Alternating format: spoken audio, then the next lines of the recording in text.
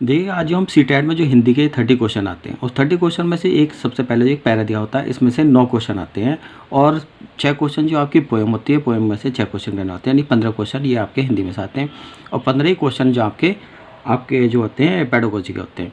तो ये 15 क्वेश्चन आपके मोस्ट क्वेश्चन होते हैं और इन्हें बड़े आसानी से आप कर सकते हैं अगर आप पैरे की अच्छी तरह तैयारी करके चले तो देखिए इसमें एक से लेकर 9 तक के क्वेश्चन को आपको सॉल्व करना है, यानी आंसर देने हैं। तो देखिए पहले सबसे पैरा पढ़ लेते हैं, बस पैरा को ध्यान से पढ़ना है और उस पैरा को ध्यान से पढ़कर ही आपको इन क्वेश्चन के आंसर देने हैं। देखिएगा कि निम्नलिखित पदांश को पढ़कर पूछे गए प्रश्नों के सही सबसे उपयुक्त उत्तर वाले विकल्प को चुनिए। पैरा है आपका, तमिलनाडु भारत के दक्षिणी छोर पर बसा राज्य है जिसे प्रकृति ने मैदानी, समुद्री तथा प्राकृतिक विभिन्नताएं प्रदान कर अपने हाथों से संवारा है। यहाँ के मूल निवासी द्रविड़ हैं और तमिल भाषा बोलते हैं। इस राज्य को वास्तुशिल्प, मूर्ति तथा भवन निर्माण कला की दृष्टि से समृद्ध बनाने में चोल और चेर वंश के राजाओं का अत्यंत महत्वपूर्ण स्थान है। तमिलनाडु को मंदिर का राज्य भी कहा जाता है। यहाँ अनेक प्राचीन मंदिर हैं जो स्थापत्य कला के अद्वितीय नमूने हैं। तो देखिए कि ये हमारा पैरा है। अब इस पैरे में से ही हमारे क्वेश्चन के आंसर देने। देखिए फर्स्ट क्वेश्चन है कि निम्नलिखित में से कौन सा राज्य भारत के दक्षिण में स्थित है। देखिए भारत के दक्षिण में स्थित आपका राज्य पूछ रहा है और आपकी फर्स्ट लाइन में आंसर दिया गया है कि तमिलनाडु भारत के दक्षिण छोर पर बसा राज्य है। तो आपका आंसर क्या हो जाएगा? तमिलनाडु हो जाएगा। देखिए गुजरात के बारे में बता देता हूँ। गुजरात जो भारत के पश्चिम साइड में बसा हुआ है, ठीक है, गुजरात जो आपका पश्चिम साइड में स्थित है। तमिलनाडु आपका भारत के दक्षिण साइड में स्थित है। मध्य प्रदेश भारत के मध्य भाग में स्थित है और हिमाचल प्रदेश जो है वो भारत के उत्तरी साइड में स्थित है, ठीक है। मगर क्वेश्चन में पूछा गया था कि निम्नलिखित में से कौन सा राज्य भारत के दक्षिण में स्थित है। तो आपका आंसर तमिलनाडु हो जाएगा कि तमिलनाडु भारत के दक्षिण छोर पर बसा राज्य है। तो आपका आंसर क्या हो जाएगा? बी हो जाएगा। नेक्स्ट क्वेश्चन है कि स्थापत्य कला का अर्थ है। तो स्थापत्य कला का अर्थ क्या होता है? कला, भवन निर्माण और शिल्प विज्ञान का रूप जो होता है वो स्थापत्य कला होता है। हड़प्पा सभ्यता में और सिंधु घाटी सभ्यता में मौर्य वंश, शुंग वंश, कुषाण वंश, गुप्त वंश, पल्लव वंश और चोल वंश का जो स्थापत्य कला में एक महत्वपूर्ण स्थान रहा है। क्वेश्चन था हमारा कि स्थापत्य कला का अर्थ क्या है। तो आपका आंसर ए हो जाएगा, भवन निर्माण की एक कला है। आपका आंसर ए हो जाएगा। नेक्स्ट क्वेश्चन की चोल तथा चेर राजाओं ने तमिलनाडु को समृद्ध बनाया है। तो देखिए चोल तथा चेर राजाओं ने वास्तुशिल्प कला में, मूर्ति कला में, भवन कला निर्माण में तमिलनाडु को समृद्ध बनाया है। चोल काल के समय में दक्षिण भारतीय कला की दृष्टि से स्वर्णयुग माना जाता था। तो देखिए क्वेश्चन था कि चोल तथा चेर राजाओं ने तमिलनाडु को समृद्ध बनाया है। तो आपका आंसर डी हो जाएगा, वास्तुशिल्प कला में, मूर्ति कला एवं भवन निर्माण कला में। तो आपका आंसर डी हो जाएगा। नेक्स्ट क्वेश्चन है कि तमिलनाडु को मंदिरों का राज्य भी कहा जाता है, वाक्य से तात्पर्य है। देखिए इसमें कुछ वाक्य दिए गए हैं। सबसे पहला वाक्य है तमिलनाडु में मंदिरों का राज्य है। तो ये तो आपका वाक्य ही गलत हो रहा है, तो ये तो आपका ऑप्शन होगा नहीं। बी है कि तमिलनाडु में प्राचीन मंदिर है। मंदिर केवल एक ही मंदिर के बारे में सोचा किया गया है, तो इसका मतलब ये भी ऑप्शन आपका गलत हो जाएगा। सी देखिएगा, तमिलनाडु में मंदिरों की बहुलता है। ये आपका आंसर सही हो जाएगा कि तमिलनाडु को मंदिरों का राज्य भी कहा जाता है। इसका तात्पर्य है कि तमिलनाडु में मंदिरों की बहुलता है, यानी कि बहुत सारे प्राचीन मंदिर पाए जाते हैं। तो आपका आंसर सी हो जाएगा। देखिए नेक्स्ट क्वेश्चन है कि निम्नलिखित में से कौन सी तमिलनाडु की भौगोलिक विशेषता नहीं है। अभी हमने पैरा में पढ़ा था कि तमिलनाडु की भौगोलिक विशेषता समुद्री, मैदानी और पर्वतीय जो आपकी तमिलनाडु की भौगोलिक विशेषता है, परंतु मरुस्थलीय जो तमिलनाडु की भौगोलिक जो विशेषता नहीं है। तो आपका आंसर क्या हो जाएगा? बी हो जाएगा, ठीक है, क्योंकि इसमें कहा गया है कि तमिलनाडु की भौगोलिक विशेषता नहीं है, मरुस्थलीय नहीं है, जबकि तमिलनाडु की भौगोलिक विशेषता समुद्री, मैदानी और पर्वतीय हैं। तो आपका आंसर क्या हो जाएगा? बी हो जाएगा। देखिए नेक्स्ट क्वेश्चन है कि यहाँ अनेक प्राचीन मंदिर हैं जो स्थापत्य कला के अद्वितीय नमूने हैं, वाक्य से तात्पर्य है। तो देखिए इसमें कुछ वाक्य दिए गए हैं, वो इस सेंटेंस में कहाँ आपके सही होते हैं।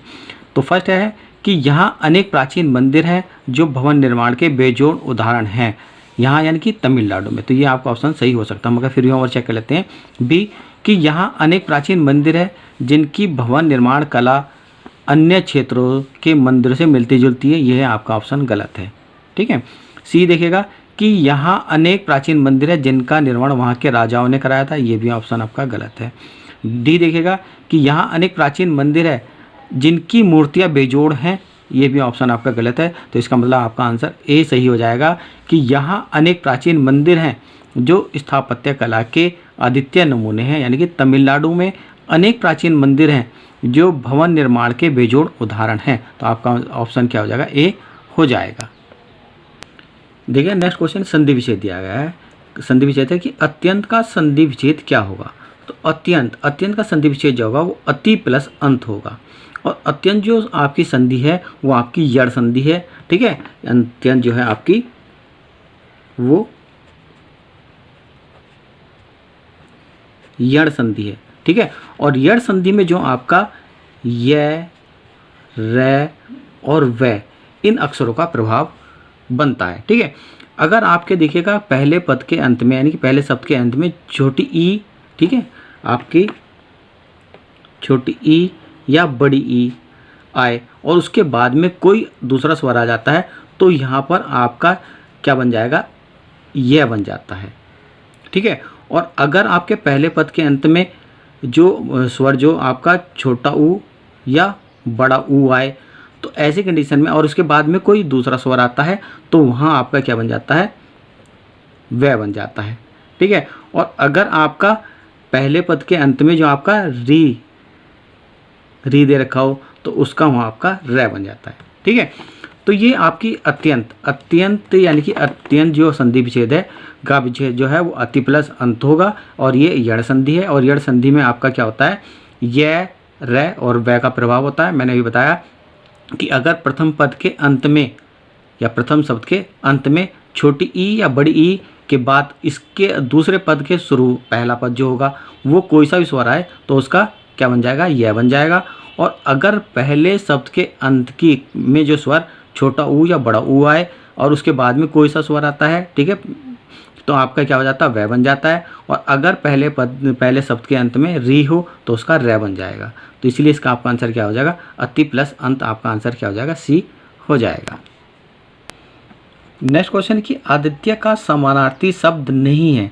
तो देखिए समानार्थी शब्द नहीं पूछा, जबकि आदित्य का बेजोड़, अनोखा और अद्भुत ये आपके समानार्थी शब्द होते हैं। जबकि आश्चर्य जो आदित्य का समानार्थी शब्द नहीं है। तो आपका आंसर डी आश्चर्य हो जाएगा।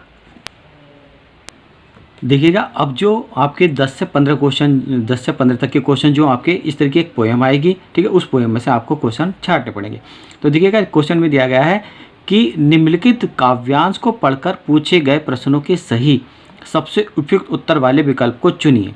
आपकी जो काव्यांश है वो है कि धरती की प्रयोग के सपनीले प्यार में नई चेतना नई उमंग बोलने लगी, कुछ ऐसे भोर की बयार गुनगुना उठी, अलसाए कोहरे की बाहें सिमटने लगी ने, नरम नरम किरणों की नई नई धूप में राहों के पेड़ों की छां लिपटने लगी। तो ये आपकी पोएम है। तो इस पोएम के क्वेश्चन यानी कि जो आपका काव्यांश दिया गया है इससे पहले आप ठीक से पढ़ना और इसी से आपके 10 से लेकर 5 तक के आपके क्वेश्चन के आंसर देने हैं। तो देखिए सबसे पहले क्वेश्चन है कि भोर अपने संग क्या लाई? भोर अपने संग क्या लाई? देखिएगा इसका आपका दूसरी लाइन में ही आपका आंसर है। ठीक है, कि नई चेतना नई उमंग बोलने लगी। ठीक है, तो भोर अपने संग क्या लाई? नई चेतना और नई उमंग। देखिएगा फर्स्ट ऑप्शन था आपका नई चेतना और स्वप्न, ये आपका ऑप्शन गलत हो गया। बी आपका नई उमंग, ये भी ऑप्शन आपका गलत हो गया क्योंकि इसमें एक ही चीज़ की बात की गई है। सी में आपकी नई चेतना और नई उमंग बोलने लगी। तो भोर अपने संग क्या लाई? नई चेतना और नई उमंग लाई है। तो इसके लिए इसका आंसर आपका क्या? सी हो जाएगा। बाकी क्वेश्चन का आंसर भी आप इसी से पोएम से देंगे। ठीक है, नेक्स्ट क्वेश्चन में अभी आपको दिखा रहा हूँ।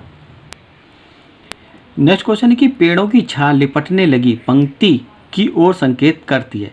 देखो पेड़ों की छां लिपटने लगी, तो यहाँ पेड़ों की छां लिपटने लगी यानी कि पंक्ति में धूप की ओर बढ़ने की ओर, धूप बढ़ने की ओर संकेत कहा गया है। ठीक है, क्योंकि पेड़ों की छांव लिपटने लगा कि जैसे जैसे धूप बढ़ती चली जाती है पेड़ों की छांव क्या होती है, बढ़ती भी चली जाती है। तो क्वेश्चन था कि पेड़ों की छांव लिपटने लगी पंक्ति में धूप के बढ़ने की ओर संकेत करती है। तो आपका आंसर बी हो जाएगा।